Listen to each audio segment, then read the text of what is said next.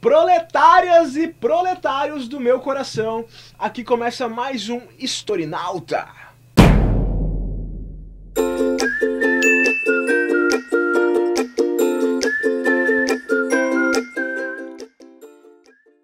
Bom, a aula de hoje é sobre a crise do século XIV.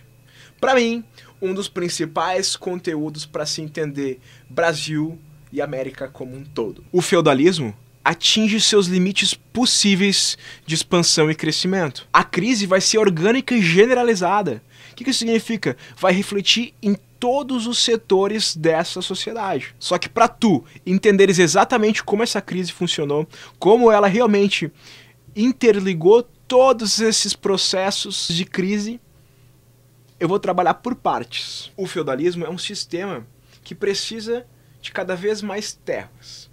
Precisa cada vez mais produção para o seu crescimento. Ele é baseado na produção e na terra. Como que nesse período se produzia mais? Bom, basicamente se buscava mais terras, não se buscava aumentar a tecnologia, melhorar a tecnologia para que cada terreno acabasse produzindo mais. Não, as pessoas realmente buscavam novas terras e plantavam com as mesmas técnicas utilizadas. Isso vai deflagrar um limite geográfico para o próprio feudalismo existir. Só é possível que o feudalismo continue em ascensão enquanto houver novas terras para a exploração. O que vai acontecer vai ser uma queda da produtividade agrícola. Por quê? Quando em algumas regiões o cultivo de cereais precisou crescer, a plantação roubou terras da pecuária. Se tirou o gado para plantar. Isso a médio prazo trouxe uma consequência muito negativa. Diminuiu fortemente a disposição de esterco para adubar, então, os terrenos para plantação. Com menos esterco, menos solo fértil, menos produção, menos carne, menos leite, porque eu não posso alimentar os animais. Qual foi a solução achada no momento para isso? Para encontrar novas terras cultiváveis? Desmatamento. Destruir as florestas.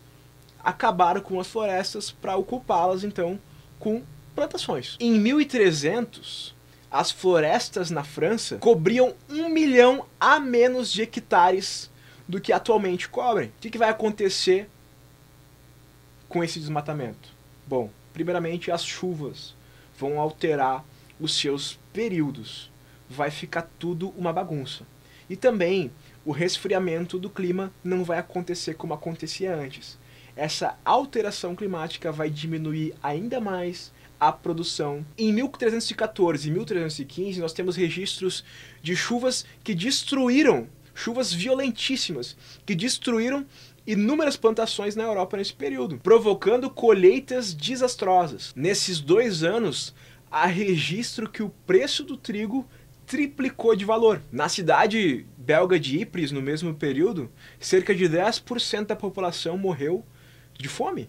Com menos produção, o produto alimentício fica caro. Com o produto alimentício caro, as pessoas vão dar mais atenção, vão dar mais prioridade da sua renda para comprar de fato comida. O consumo de bens materiais vai ser extremamente reduzido.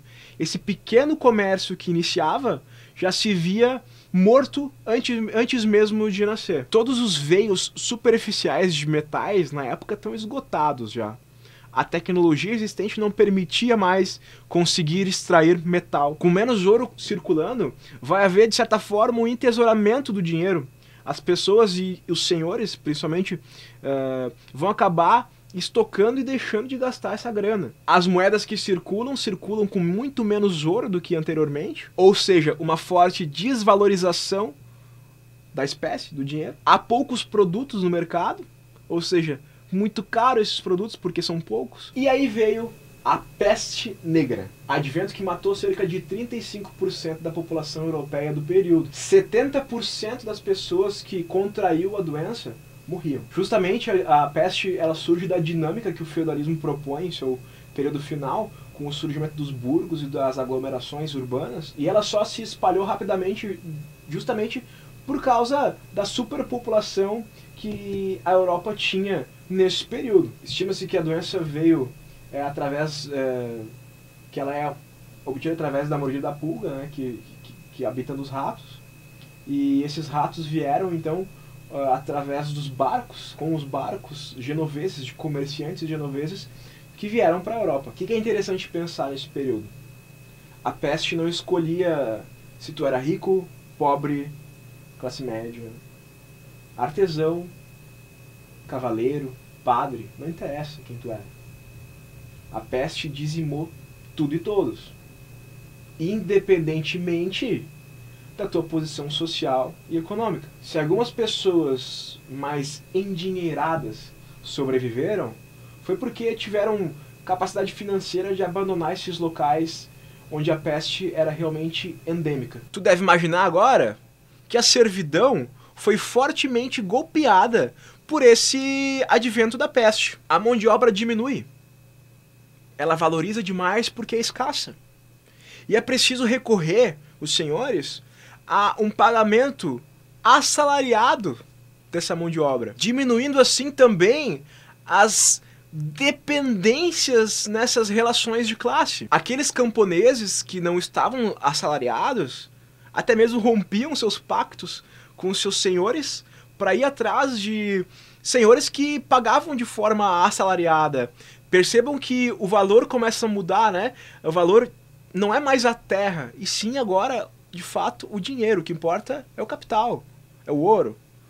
As pessoas não estão mais se importando tanto com a terra e com como ela produz bens e riqueza, e com a riqueza de fato que ela produz. O trigo, a batata, enfim. O que interessa agora é o meu pagamento. E meu pagamento em espécie. Meu pagamento em espécie me liberta do meu senhor de certa forma. Tendo dinheiro, tendo espécie, eu sou muito mais livre no mercado, ter muito mais fluidez mercadológica. Eu escolho o que eu quero comprar, porque todos aceitam dinheiro. Agora, não são todos que aceitam trocar por trigo ou por ovelhas, enfim, aquilo que eu quero. Acontece também o fim de um certo engessamento social. A aristocracia, como não era imune a nenhum desses aspectos da crise levantados até agora, via sua taxa de natalidade cair e a taxa de mortalidade aumentar. Estima-se que no século XIV, a cada 6 gerações, uma linhagem de nobres era extinta. Na Inglaterra do século XIV, cerca de 50% das corveias tinham sido substituídas por pagamentos em dinheiro, em ouro. Isso, de certa forma, apresenta uma quebra de identidade dessa aristocracia. O que vai começar a ser feito? Para manter a sua posição, tentar manter os poucos louros que ainda restam deste poder aristocrático, a nobreza precisava renovar o seu quadro. Então começaram a promover casamentos com camponeses mais endinheirados, casamentos com burgueses mais poderosos. E depois também toda aquela série de vendas de títulos de nobreza, uma relação praticamente mercadológica. Quem paga mais vira duque, conde.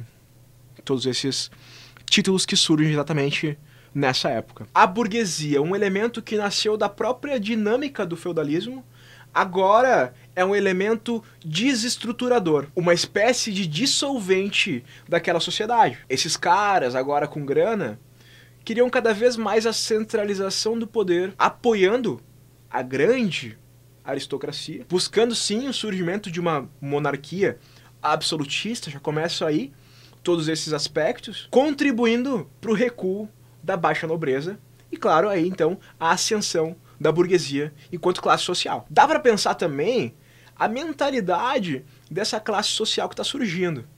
A questão da individualidade e da racionalidade que contrapõem todo aquele sentimento de coletividade no feudalismo, assim como a forte religiosidade. É interessante entender também que os reis medievais tinham sido muito mais suzeranos do que soberanos. Os poderes desses reis se efetivavam pelos laços vassálicos, mas também se limitavam por essa relação. Conforme a crise do feudalismo avança, os poderes regionais se enfraquecem.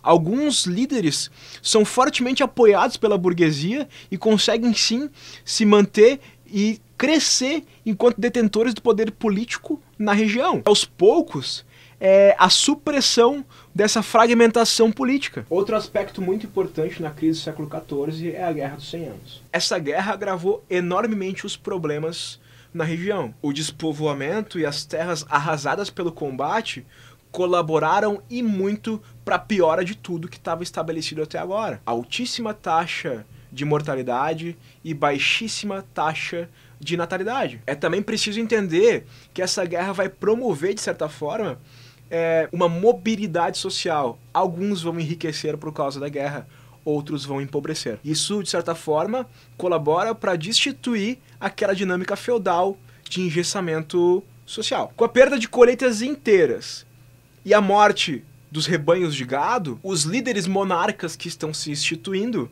acabam fazendo empréstimos com os banqueiros italianos. O que vai acontecer com esses empréstimos?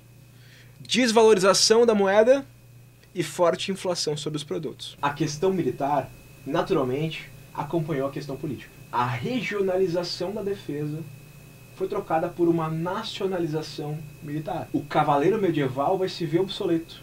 E com isso, a classe a qual ele pertence também. É preciso entender que essa crise do medievo também está ligada a toda uma mudança tecnológica bélica e a toda uma mudança também de mentalidade militar. A mentalidade do fazer a guerra muda. Com a luta nacionalista, busca-se destruir os inimigos.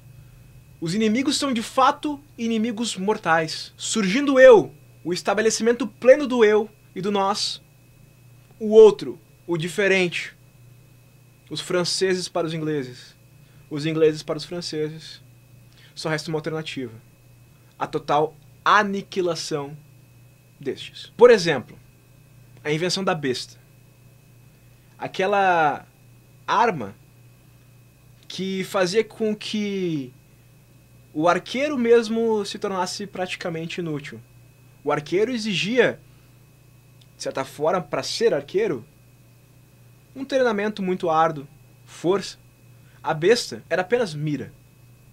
E a muito mais distância que o próprio arco. Perfurava armaduras e destruía qualquer ofensiva de infantaria ou cavalaria facilmente. Também com o advento da artilharia, em especial em 1449, quando o rei francês conquista cerca de 60 fortes, 60 edificações, nota-se aí que o cavaleiro medieval perde totalmente o seu sentido de existir, pois ele perdeu a sua função militar, perdeu a sua função na sociedade, que era de proteger.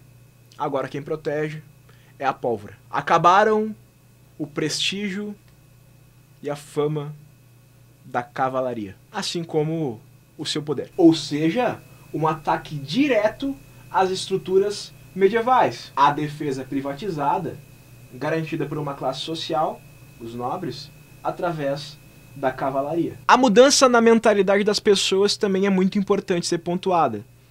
Cada vez mais entendia-se que a igreja, como eu falei no outro vídeo, apesar de ser deste mundo e pregar que o mundo deles, na verdade, é o próximo, é o posterior, é o além, basicamente se balizava pela sua ação aqui e agora, no mundo material. Diante da desgraça, da guerra, da fome, da peste, essas mulheres e homens buscam novas respostas a esses anseios.